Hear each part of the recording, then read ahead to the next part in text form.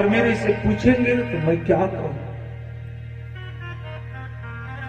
रानी कहती है सब्र करो महाराज, सब्र करो। राजा कहते हैं कैसे सब्र करूं, कहीं इंसान बिकते ना तो मैं अपने को बेच करके उस ब्राह्मण के धन को देता। तब तक ना एक राहगीर मिलते हैं, राजा से कहते हैं क्या बोला। राजा कहते हैं भाई मेरे ऊपर संकट पड़ा है, मैं अपने को बेच करके ना किसी ब्राह्मण के कर्ज को चुकाना चाहता हूँ। कहने लगा ना तो यहाँ क्यों रोता है, जाना यहाँ से कुछ दूर पे काशी है, वहाँ लोग बिकते हैं, जिसकी आवश्यकता होती है लोग खरीद के ले जाते हैं। जा, जा। 2 दिन का समय शेष बचा है। राजा हरिश्चंद्र आगे आगे पीछे पीछे तारा, उनके बीच में रोहित पकड़ के हाथ तीनों लोग चलते हैं। शाम का समय हो गया है, कल का समय बचा है। महाराज राजा जाके पूछते हैं ना काशी में कि भाइयों यहाँ कहीं लोग बिकते हैं।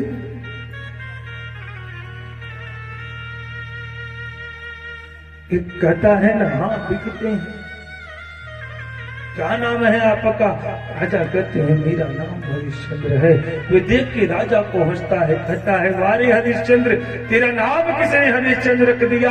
एक वे हरिश्चंद्र है ये दुनिया को चाहे तो पल भर में खरीद सकते हैं, एक तुम हरिश्चंद्र है जो अपने शरीर को बेचने के लिए आए।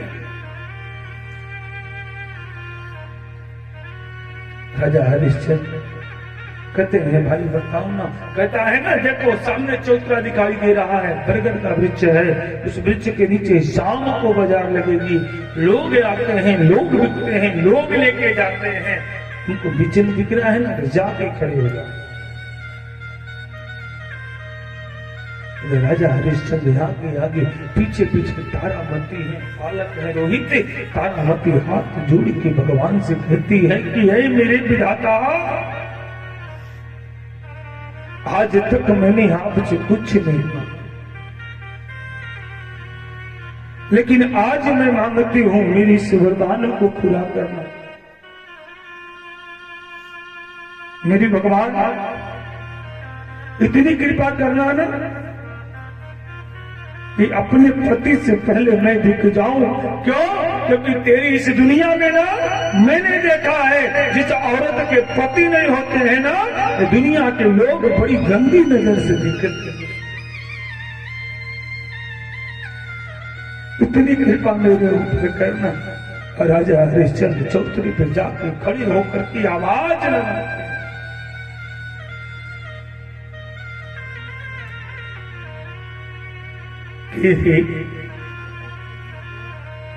हे काशी के वासियों,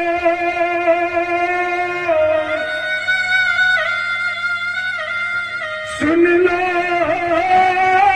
मेरी पुकार,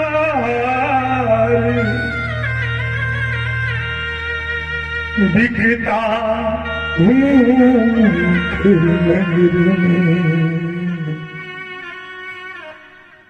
कोई है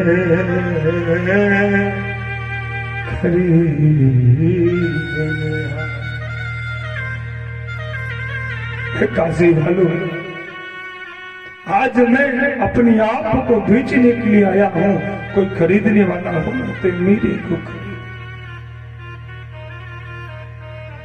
तारामती बार बार अपने भगवान से कहती है कि हे प्रभु इतनी कृपा करना कि मैं अपने पति से पहले बिक जाऊं, क्योंकि मैंने दुनिया को देखा है। मैं ये जानती हूं कि जिस औरत का पति नहीं होता है ना ये दुनिया उसे गंदी नजर से देखती है। मेरे को इससे बचा लेना ना। और तारामती पहुंचती है चौतरे के पास। तब तक ना आज भक्ति रूपी एक ब्राह्मणी, भक्ति जो स्वयं ब्राह्मणी का वेश बना के पहुंचती हैं, तारा से कहते हैं कि तारा ए बिकेगी का। तारामती कहती है हाँ। ब्राह्मणी कहती है नाम क्या है तेरा। तारा कहती है मेरा नाम तारामती है। ब्राह्मणी तारामती के नाम को सुन करके हंसने लगी। कहती है ना कि तेरे माता पिता कैसे हैं जो तारामती नाम तेरा रख दिए। अरे एक और तारामती है जो दुनिया भर के नौकरानी को खरीद सकती है। एक तू तारामती है जो नौकरानी बनने के लिए अपने आप को बेच रही है। तारामती कहती है मेरी को खरीद लो। ब्राह्मणी कहती है कितने धन में बिकेगी। तारामती कहती है जो दे दोगे उसी। ब्राह्मणी कहती है 4 भर मुद्रा दूंगी। बोल मंजूर है। तारामती कहते हैं ना कि मंजूर है दे दो। और 4 भर मुद्रा में ना आज तारामती अपने आप को बेचती हैं और बेच करके लेकर के जाती है ना राजा हरिश्चंद्र के पास। तो ले जाकर कहती हैं कि नाथ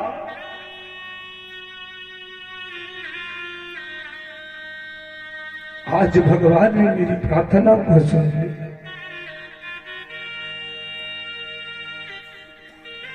आज मैंने अपने पत्नी होने का धर्म निभाया, अपने पति का साथ दिया। राजा हरिश्चंद्र देखते हैं, कहते हैं तारा क्या होगा। कहती है ना कि आज मैंने अपने पति का धर्म निभाया है, आज मैंने अपने आप को बेच दिया, ये धन लो महाराज। राजा हरिश्चंद्र कहते हैं ना रानी आपने क्या किया। हमारे सनातन नहीं कहता, हमारा धर्म ये नहीं कहता औरत कि कमाई पे ना पुरुष राज्य करे। जिस घर की औरत कमाती है पुरुष खाता है, उस पुरुष को मर जाना चाहिए, उसकी कमाई को नहीं खाना चाहिए। और मैं तो राजा हूँ, मेरी इतनी प्रजा है, प्रजा सुनेगी ना कि राजा अपनी पत्नी को बेच करके अपने धर्म का निर्वहन कर रहे हैं तो क्या कहेगी। रानी कहती है महाराज एक बात बताओ।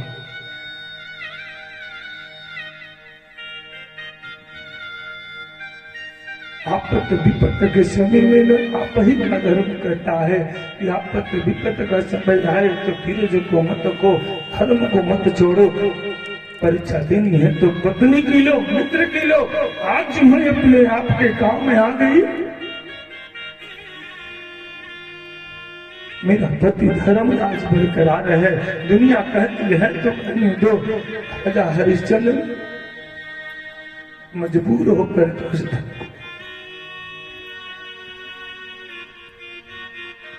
तब तक न महाराज यमराज धर्मराज जो स्वयं डोम का भेष बना करके आए हैं राजा से कहते हैं नहीं तू बिकेगा। राजा हरिश्चंद्र कहते हैं बिकूंगा महाराज। कितने में बिकेगा।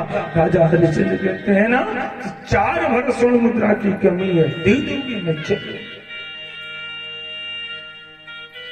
डोम कहता है जानते हो मैं कौन सी जात का हूँ। राजा कहते हैं आप मेरे लिए भगवान हो क्योंकि मेरी आपत्ति के समय में काम आए। आप भगवान हो। डोम कहता है ना मैं डोम हूं। क्या नाम है आपका। राजा हरिश्चंद्र कहते हैं मेरा नाम हरिश्चंद्र है। डोम कहता है तेरे को तो मर जाना चाहिए या तेरे माता पिता को ना तेरा नाम हरिश्चंद्र नहीं रखना चाहिए। अरे वैसे महात्मा, वैसे धर्मात्मा, वैसे संत का नाम ले रहा है जो जिंदगी में कभी झूठ नहीं बोला है, किसी को खरीदा नहीं, भला किया। आज तू अपने आप को बेच रहा है, नाम को बेच रहा है। तेरा नाम हरिश्चंद्र नहीं रहेगा, तेरा नाम हरिया डोम रहेगा। काम करना पड़ेगा, मेरे पास मवेशी हैं, मवेशियों को पानी पिलाना पड़ेगा। इतना ही नहीं मरघट के ऊपर पहरा देना पड़ेगा। बहुत मंजूर है। राजा हरिश्चंद्र कहते हैं मंजूर है। आज राजा हरिश्चंद्र 8 वर्ष में मुद्रा हो गई है और 8 वर्ष में मुद्रा लेकर के ना महात्मा को आवाहन करते हैं। महात्मा आते हैं, उनको हाथ वर्तन मुद्रा देते हैं। और महाराज एक तरफ न राजा हरिश्चंद्र का हाथ एक डोम पकड़ा है, तारामती का हाथ एक ब्राह्मणी पकड़ी है, दोनों लोग आज जा रहे हैं। तब तक बीच में रोहित आते हैं, कहते हैं माँ माँ मैं कहा जाऊं?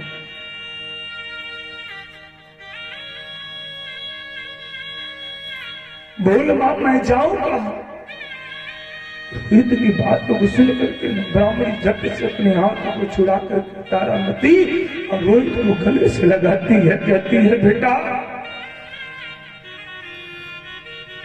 रोहित कहते हैं मां मेरी याद नहीं आई, मैं कहां जाऊं? ब्राह्मणी हाथ जोड़ के कहती है ना, तारामती हाथ जोड़ के ब्राह्मणी से कहती है कि देवी आप मेरे बेटे को भी ना मेरे साथ ले चलो। कौन कहता है कि माँ बेटे को कभी छोड़ती है? अरे छोड़ता तो बेटा है माँ को अपने। उस कर्ज को बेटा भूल जाते हैं। 9 महीना जो माँ अपने कोख के अंदर रख के बेटे को जन्म देती है, बेटे को अपना खून पिलाती है, सींच के बड़ा करती है, और कहने वाले बेटे कहते हैं ना कि माता पिता ने मेरे को छोड़ दिया। अरे मूर्खो, माँ कभी अपने बेटे को छोड़ नहीं सकती। छोड़ता तो बेटा है माता पिता। राज तारामती हाथ जोड़ के कहती है ना कि मेरे बेटे को ना मेरे से जुदा मत कर दो।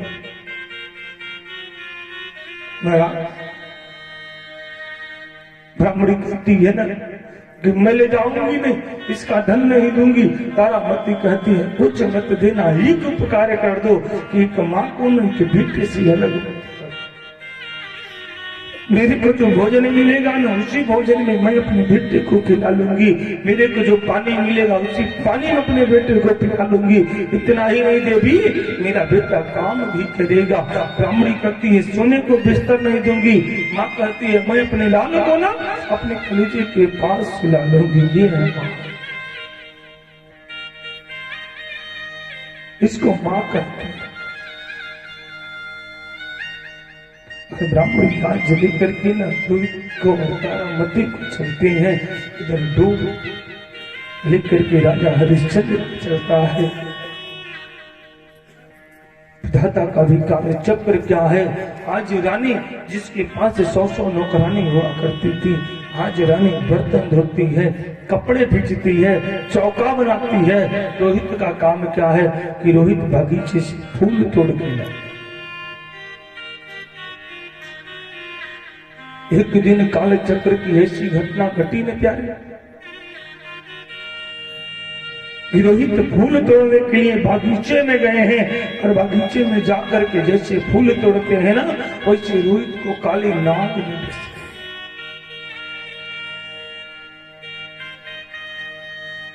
बालक वहां से भागे भागे आए, सब कहने लगे ना अरे ओ तारा, अरे ओ तारा सुनती हो? तारामती बर्तन धो रही है। क्या बात है बेटा? अरे तारा जानती हो कुछ? तारा गलगी मैं तो कुछ नहीं जानती। बेटा क्या बात है?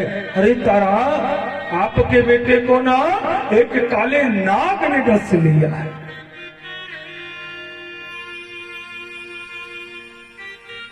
जिंदगी में भगवान कभी ऐसी नौबत किसी को मत सुना, किसी माता पिता को न दिखा। माँ सुनते ही व्याकुल हो गई। मेरे बेटे को सोचती है ना जल्दी से जाऊं मेरे बेटे को उठाओ, लेकिन ब्राह्मणी कहती है कहां जा रहा है? तो जा कहा रही है? बर्तन कौन धोएगा, कपड़ा कौन बरसेगा? चल काम कर। बेटा बेटी बेटी की जो मौत होती है ना तो मां बर्दाश्त नहीं करती। कभी जिंदगी में ना भगवान ये किसी को मत सुनाए कि भला का बेटा मर गया। तो माँ जितना समय ना जो बेटे को जन्म देती है, जितना दर्द उस समय नहीं होता है जब माँ सुनती है कि मेरा बेटा मर गया ना, उससे मैं पूछा बेटा कैसा भी हो, ना लायक हो लायक हो लायक हो, जब तक माँ जीती है ना चाहती है मेरा बेटा मेरी आंखों के सामने। हर पिता ये भी चाहता है। तारामती जल्दी जल्दी बर्तन धोती है, जब ब्राह्मण पूजा करने बैठती है ना तो तारामती सारे काम को छोड़ करके भाग करके बागीचे में जाकर के देखती है तो क्या ये रोहित ना पूरा शरीर काला पड़ गया है। तारामती अपने भगवान से कहती है कि हे मेरे भगवान, आज बता, आज तेरे से मैं पूछूंगी मैंने कौन सी गलती की थी। गलती तो राजा किए थे, राजा संकल्प किए थे, सजा मेरी बेटी को मिली क्यों। अपनी बेटे की लाश को आज हमारे दिल खुद उठाती है, कहती है चल बेटा चल, मैं चल करके ना आज तेरे पिता से पूछूंगी कि बताओ महाराज संकल्प आप किए, दान आप किए, मेरा बेटा क्या किया था जो मेरा बेटा मर गया।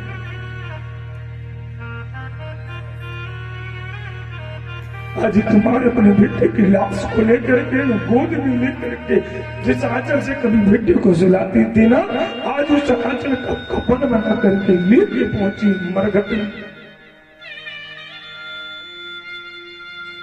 और मरघट में जाती है,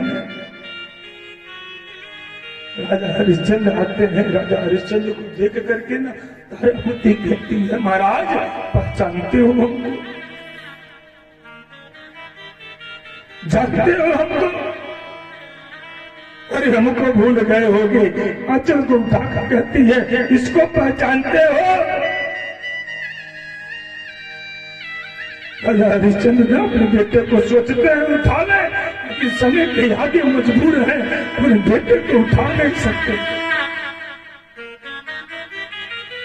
उन्होंने वचन दिया है कि मैं अपने मालिक का दास हूँ, मालिक मेरा जो कहेगा वही होगा।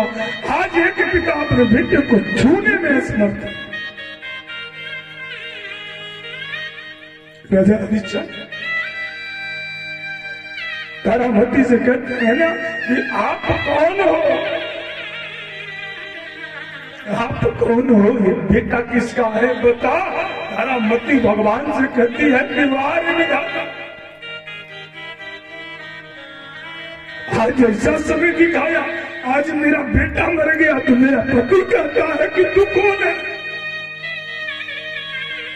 कहती है पहचानो, इस बेटे को पाने के लिए ना आपने गरुड़ जी को यजन करने का वादा किया था, आपको जलोदर रोग हुआ था ना, ये बेटा आपको बचाया था। महाराज अपने बेटे को पहचानते क्यों नहीं। राजा हरिश्चंद्र कहते हैं ना मैं तेरे को नहीं पहचानता, तू कौन है। सोच के देखो, जिस समय एक औरत का बेटा मर जाए, उसका पति उसे पहचाने से इंकार करे, उस औरत के ऊपर क्या बीतेगी। राजा हरिश्चंद्र कहते हैं ना मैं अपने मालिक का दास हूँ, मालिक का आदेश है बिना कर दिए कोई चिता न जलाए। अगर तू चिता जलाने आई है ना, चिता तैयार है, सुला दे अपने बेटे को, लेकिन एक बात का ध्यान रखना कि कर्ज देना पड़ेगा। तारामती कहती है मैं तो सोच के आई थी कि पिता बेटे की चिता को आग देंगे, लेकिन राजा हरिश्चंद्र कहते हैं मैं किसी का पिता नहीं, कोई मेरा बेटा नहीं।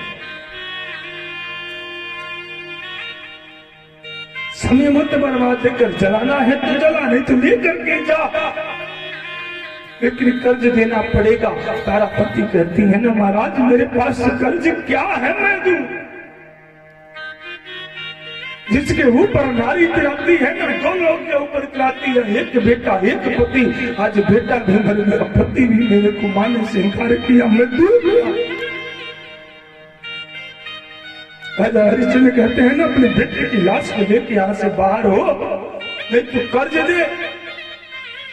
तारामती कहती है ना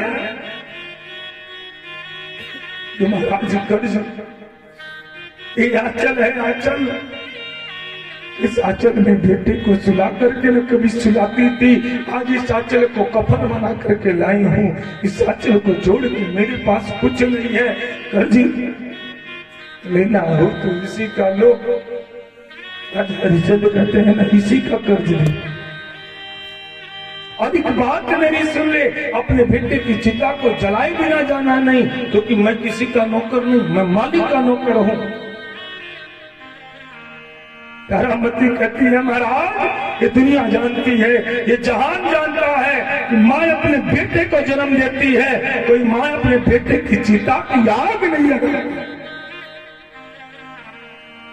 हरिश्चंद्र कहते हैं ना जलाना है तो जल, नहीं तो निकल।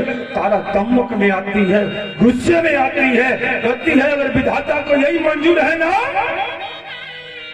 कि माँ अपने बेटे को जन्म दे सकती है, तो आज मैं विधाता को दिखाऊंगी कि जो माँ अपने बेटे को जन्म दे सकती है ना, वे अपने बेटे की चिता की लाश भी जलाएगी। तारामती जैसे आंचल को पकड़ के ना, जैसे आंचल को पकड़ के फाड़ती है ना, वैसे तीनों देवता प्रकट हो जाते हैं, ब्रह्मा विष्णु महेश प्रकट हो जाते हैं, धरती कांप जाती है, आसमान भर आता है। ब्रह्मा विष्णु महेश कहते हैं राजा हरिश्चंद्र बेटा तेरी परीक्षा चल रही थी, तू परीक्षा में पास हो गया, तेरे को श्राप से मुक्त करते हैं। राजा हरिश्चंद्र सुनते ही ना आकर के अपने बेटे को गोद में उठा के रोने लगते। उनकी जो पिता की ममता थी ना, पिता की उदारता थी, आज बाहर निकली है, आज रोने लगते हैं, कहते हैं विधाता बहुत भागने के बाद तो एक बेटा दिए,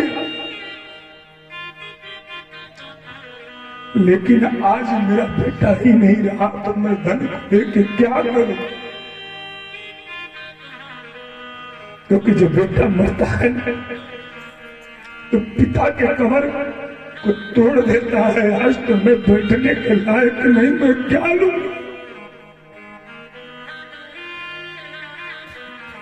गलती तो हमने किया था, सजा हमको मिलनी चाहिए।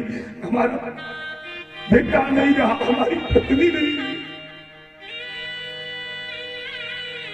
जब तक वशिष्ठ जी आते हैं, विश्वामित्र जी आते हैं, कहते हैं राजा रो मत, कहते हैं क्यों ना रो। एक बेटे को पाने के लिए माता पिता दर दर की ठोकर खाते हैं, हर मंदिर पे जाते हैं, हर मस्जिद पे जाते हैं, लेकिन वही बेटा जब मर जाता है ना, मैं क्यों ना रो। विश्वामित्र जी कहते हैं बेटा सब लोग तेरा बेटा जगेगा। और विश्वामित्र जी हाथ को पकड़ के बेटा को उठाते हैं, कहते हैं रोहित उठ जा। रोहित उठ जाते हैं। राजा हरिश्चंद्र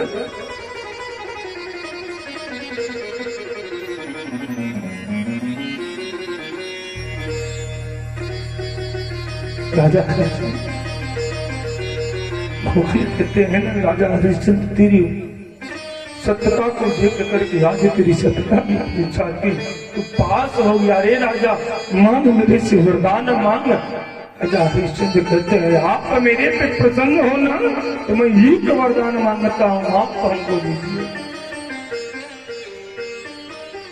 कि हे प्रभु आज के बाद जीवन में जब तक ये धरती रहे, जब तक ये आसमान रहे, अपने भक्तों की ना इतनी कठिन परीक्षा मत लीजिए।